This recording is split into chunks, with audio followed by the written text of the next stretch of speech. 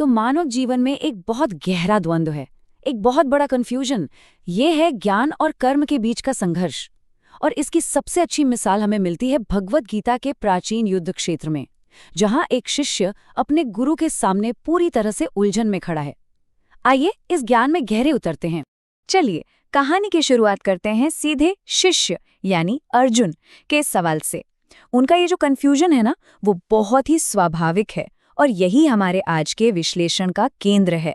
वो पूछ रहे हैं कि अगर ज्ञान ही कर्म से बेहतर है तो फिर इस भयानक लड़ाई की, इस युद्ध की जरूरत ही क्या है। देखिए, यहाँ अर्जुन की दुविधा एकदम साफ है। एक तरफ है ज्ञान का रास्ता, सोच विचार का, निवृत्ति का, और दूसरी तरफ है कर्म का रास्ता, जो उन्हें इस भयानक युद्ध में धकेल रहा है। उन्हें ये दोनों रास्ते एक दूसरे के बिल्कुल उल्टे लग रहे हैं।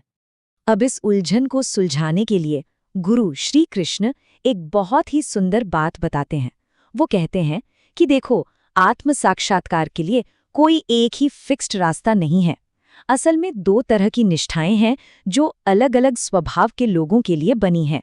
ज्ञानियों के लिए है ज्ञान योग और योगियों के लिए कर्म योग। अच्छा, तो यहाँ एक सवाल मन में आता है ना, कि अगर ज्ञान एक अलग रास्ता है तो क्या इसका मतलब ये है कि हमें सारे कामधाम छोड़ देने चाहिए?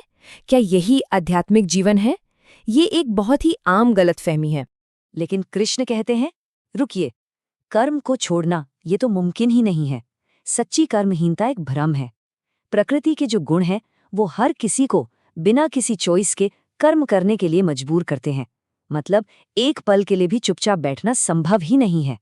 और जो कोई ऐसा करने का दिखावा भी करता है ना, उसके लिए एक बहुत सटीक शब्द है मिथ्याचार, यानी एक पाखंडी।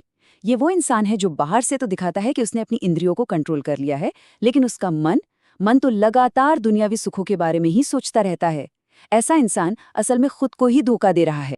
तो एक तरफ है ये पाखंडी और दूसरी तरफ है वो सच्चा और निष्ठावान इंसान। ये वो है जो अपने मन को इस्तेमाल करके अपनी इंद्रियों को काबू में करता है और फिर बिना किसी अटैचमेंट के, बिना फल की इच्छा के कर्म करना शुरू करता है। ऐसा व्यक्ति कहीं ज्यादा बेहतर है। और बस यही है वो रास्ता, यही है वो कला जिसे हम कहते हैं कर्म योग। ये अपने काम को सिर्फ एक ड्यूटी समझकर करने की कला है, उसके नतीजे से कोई लगाव रखे बिना।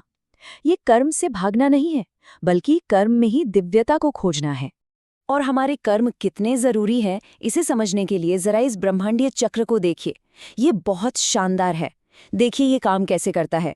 जब हम अपनी ड्यूटी निभाते हैं तो उससे यज्ञ होता है, यज्ञ से बारिश होती है, बारिश से अनाज उगता है, और अनाज से ही तो सारे जीव जंतु जीते हैं। हमारा हर छोटा बड़ा काम इस बहुत बड़ी कॉस्मिक व्यवस्था का हिस्सा है। तो जाहिर है, जो कोई इस कॉस्मिक सिस्टम में अपने रोल को नहीं समझता, इस चक्र का हिस्सा नहीं बनता, वो बस अपनी इंद्रियों को खुश करने के लिए जीता है। ऐसा जीवन पाप से भरा और अंत में बेकार माना जाता है। अब तक तो बात हो रही थी कि क्या करना है और कैसे करना है, लेकिन अब अर्जुन एक और भी गहरा सवाल पूछते हैं। वो पूछते हैं कि आखिर वो कौन सी ताकत है जो इंसान से उसकी मर्जी के खिलाफ भी पाप करवा लेती है। ऐसा लगता है जैसे कोई जबरदस्ती उसे गलत काम की तरफ धकेल रहा हो। और कृष्ण का जवाब एक शब्द में सीधा और अचूक है। वो भीतरी दुश्मन है काम, यानी मटीरियल डिजायर या वासना। ये प्रकृति के रजोगुण से पैदा होती है और यही वो ताकत है जो हमें गलत रास्ते पर धकेलती है। अब ये काम हमारी असली चेतना को कैसे ढक लेता है, इसके लिए कृष्ण 3 बहुत ही कमाल की उपमाएं देते हैं। पहली है धुएं से ढकी हुई आग की तरह। यहाँ चेतना की एक चिंगारी थोड़ी बहुत दिखती है, जैसे कि हम इंसानों में, जहाँ आध्यात्मिक जीवन की एक उम्मीद होती है। दूसरी उपमा है धूल से ढके हुए शीशे की तरह। ये वो हालत है जहाँ चेतना तो है पर उसे साफ करने की जरूरत है, ठीक वैसे ही जैसे पक्षियों और जानवरों में होता है। और तीसरी, जो सबसे गहरी है, वो है गर्भ से ढके हुए भ्रूण की। ये पूरी तरह से एक लाचार स्थिति है जहाँ चेतना लगभग न के बराबर होती है, जैसे कि पेड़ों में। ये काम के अलग अलग लेवल्स हैं जो हमारी असली पहचान को हमसे छिपा देते हैं। तो सवाल ये है कि ये दुश्मन आखिर छिपता कहाँ है? कृष्ण इसके किले भी बताते हैं। ये काम हमारे इंद्रियों में, हमारे मन में और हमारी बुद्धि में अपना घर बना लेता है। ये समझ लीजिए हमारे अंदर के युद्ध क्षेत्र का नक्शा है। तो ठीक है, दुश्मन का पता चल गया, उसके ठिकाने भी मालूम हो गए। अब उसे हराएं कैसे? इसका समाधान हमारे अपने अंदर की जो व्यवस्था है उसे समझने में छिपा है। हमें बस ये जानना होगा कि हमारे भीतर कंट्रोल की सही चेन ऑफ कमांड क्या है। तो चलिए अपने अंदर की इस हायरार्की को समझते हैं। ये एक पिरामिड की तरह है। सबसे नीचे है हमारी इंद्रियां, इंद्रियों से ऊपर है मन, मन से भी ऊपर है हमारी बुद्धि, लेकिन इन सबसे ऊपर सबसे ताकतवर है आत्मा। यही असली कंट्रोलर है जो बुद्धि के जरिए मन और इंद्रियों को सही दिशा दे सकती है।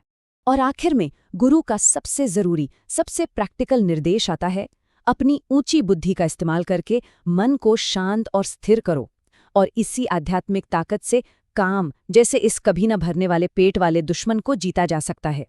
तो अब जब दुश्मन की पहचान भी हो गई और जीत का रास्ता भी साफ है, तो असली सवाल ये नहीं है कि क्या करना है, बल्कि ये है कि हम अपने अंदर इस लड़ाई की शुरुआत कैसे करें। ये प्राचीन ज्ञान हमें यही सिखाता है कि कर्म से भागो मत, बल्कि उसे एक कला में बदल दो।